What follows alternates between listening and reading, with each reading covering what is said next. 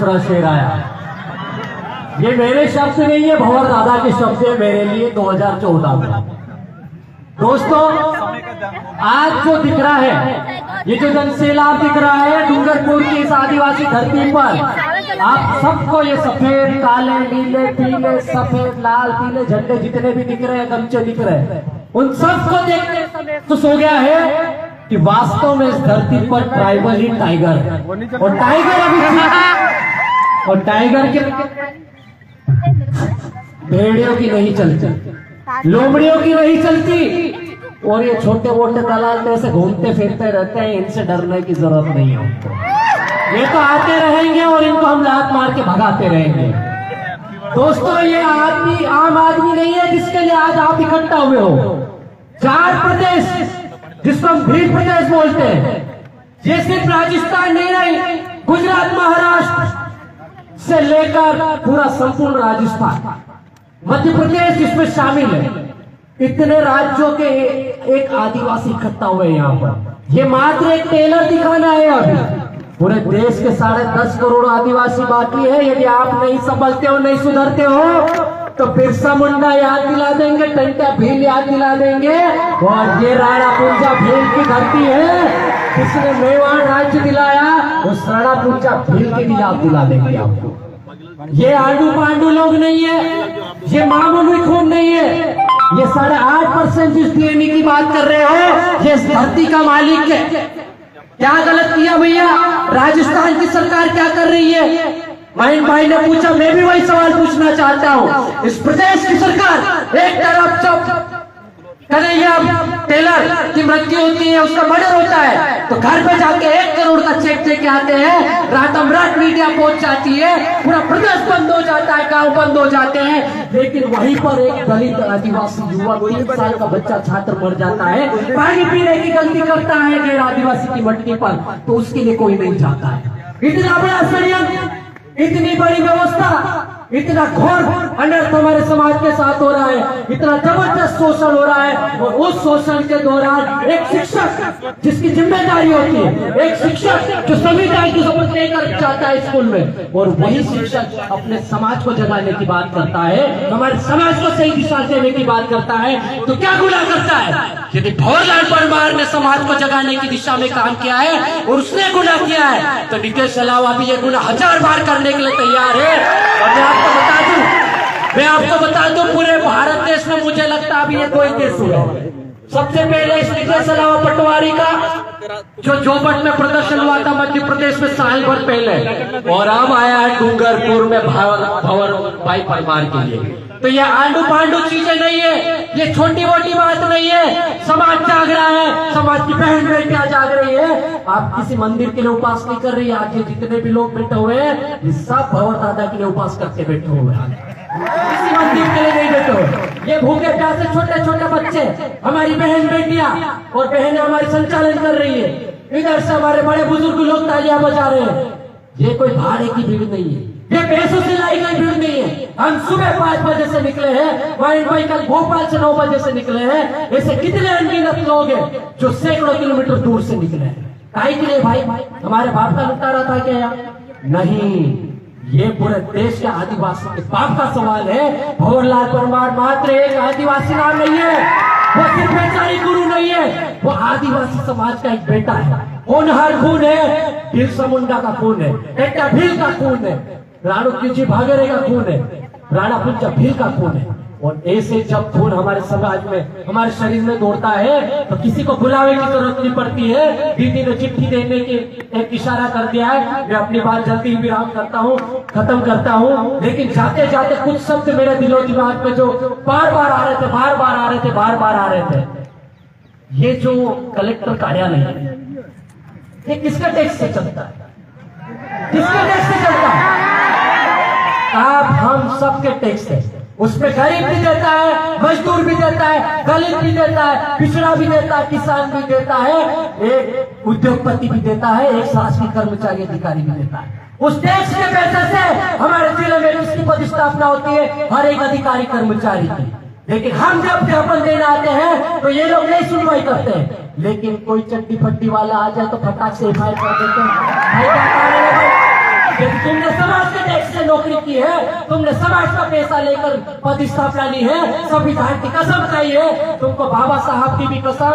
और ये आदिवासी समाज है ना, बदुआ बहुत बुरे देता है, सुधर जाओ जाओ, नहीं तो ऐसे श्राप देते हैं हमारे लोग, तो पहले बंदूक में से गोली भी नहीं निकलने देते। नहीं तो याद कर लो, मानगढ़ इसी प्रदेश में है, इसी प्रदेश में है, और वहीं से भंवरलाल परमार है। और यहाँ से लाखों की संख्या में भंवरलाल परमार पूरे देश में पैदा हो गए। किस किस को बर्बाद करोगे भाई, किस किस के ऊपर एफआईआर करोगे भाई, कितने लोगों का अंदर डालोगे? तो आपको ये बहुत बड़ी चुनौती है, चेतावनी है। अंतिम पंक्ति यही थी मेरी, सुधर जाओ, समझ जाओ। ये 5 उंगलियां बराबर नहीं है, लेकिन संविधान की एक उंगली बहुत खतरनाक है। ये बाबा साहब जो बोल रहे हैं, ये इसी उंगली से लिखा है संविधान। और ये देश संविधान से चलता है, किसी धर्म ग्रंथ से नहीं चलता है। तुम्हारे बाप दादाओं से पूछो, उससे पहले कोई था क्या? तो इस चीज पे अमल करो। इस पेड़ की कसम आपको, आप अपना काम ईमानदारी से करें, आपकी रोजी रोटी की कसम है आपको, नहीं तो आपके बच्चे भी भविष्य में भूखे मरेंगे। और बता दूं मैं, हम भील प्रदेश है, ये भील प्रदेश जिस दिन बन गया ना, तो फिर पोस्टिंग के लिए भटकते रहो। उसका मुख्यमंत्री भी भंवरलाल दादा ही होगा, उसको भी, और हमारे जैसे छोटे मोटे कार्यकर्ता भी रहेंगे। हम सब गार्ड बांध के रखते हैं। आदिवासी समाज 1-1 इंच जमीन के लिए सर कटा देता है और 1 रुपए के लिए बस भी छोड़ देता है, ध्यान रखना।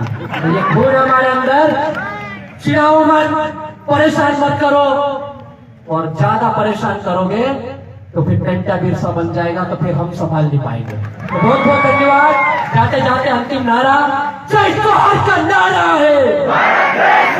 इधर पीछे किसी का नहीं हो तो बैठ जाना। जय जोहार का नारा है, और जय जोहार का नारा है। बहुत बहुत धन्यवाद भाई को, बहुत बहुत जोहार, लाख जोहार नितेश अलावा जी को। और आगे प्रतापगढ़ की धरती से मांगीलाल जी को मैं आमंत्रित करती हूँ। इसके बाद बब्बर शेर क्रांति भाई रोहन तैयार रहे। ज्ञापन की तैयारी हो चुकी है साथियों, जो भी ज्ञापन करने वाले साथी है वो एक साइड में आ जाए। क्रांति भाई बब्बर शेर तैयार है, इसके बाद मांगीलाल जी अपने ओर करेंगे। आज इस डूंगरपुर कलेक्टर कार्यालय के सामने भील प्रदेश के कोने कोने से आए हुए आदिवासी समुदाय के समाजों को खूब खूब जोहार, आभार।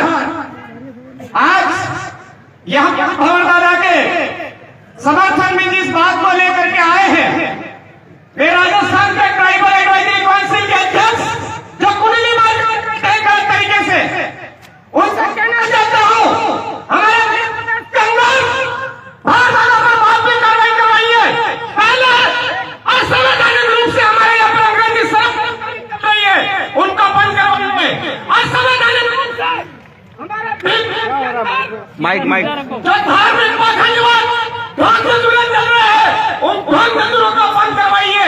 कहाँ से ये ईसाई मिस्त्री आ रही है, कहाँ से ये लोग आ रहे हैं?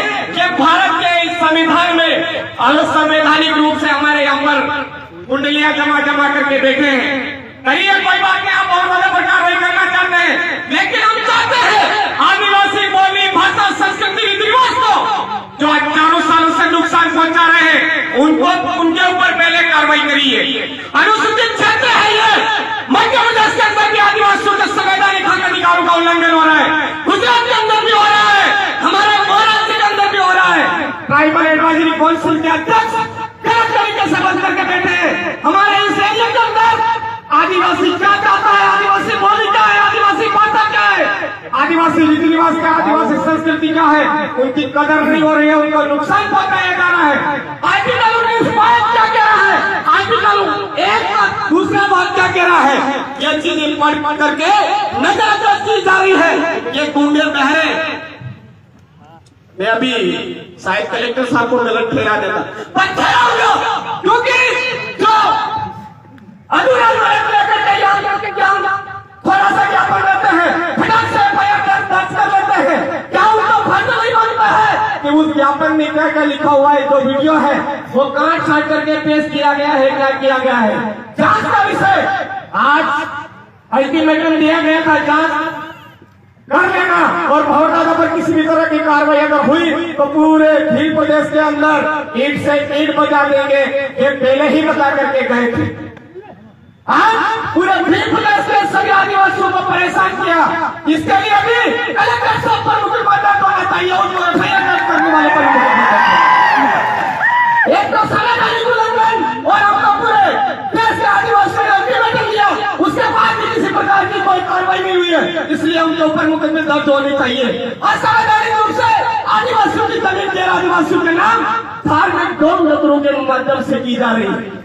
धार्मिक गौ नगरों के माध्यम से कहीं पर असंवैधानिक मंदिर बना करके जमीन छीन ली, कहीं पर असंवैधानिक चर्च बना करके जमीन छीन ली। इसका रखवाली करने के लिए कलेक्टर साहब को यहाँ बिठा के रखा है और कलेक्टर साहब गलत तरीके से किसी एनजीओ के नाम पर जमीन हस्तांतरित कर रहे हैं, किसी मंदिर के ट्रस्ट के नाम पे जमीन हस्तांतरित कर रहे हैं। ये सारे काम असंवैधानिक हो रहे हैं, क्योंकि असंवैधानिक कुंडली मार करके टीएससी के अध्यक्ष बैठे हुए हैं मेरे भाई। इसलिए हम यह मांग करते हैं कि टीएससी पर असंवैधानिक रूप से कुंडली मार करके जो बैठा हुआ है वो तुरंत अपना पद छोड़े, क्योंकि हमारे आदिवासियों की देख रेख सही नहीं कर रहे हो। दीदी का इशारा आ चुका है। मैं अंतिम बार में यही कहना चाहूंगा कि हमारे इस भील प्रदेश के अंदर, चारों राज्यों के अंदर असंवैधानिक रूप से जो कार्य चल रहे हैं वो तुरंत बंद करे। राष्ट्रपति महोदय, राज्यपाल महोदय संज्ञान ले, ऐसी आशा करता हूँ। जय जोहर, जय आदिवासी, जय भील प्रदेश। भाई को बहुत बहुत धन्यवाद। आगे की कड़ी में मैं गुजरात की धरती से राजू भाई भट्टाई को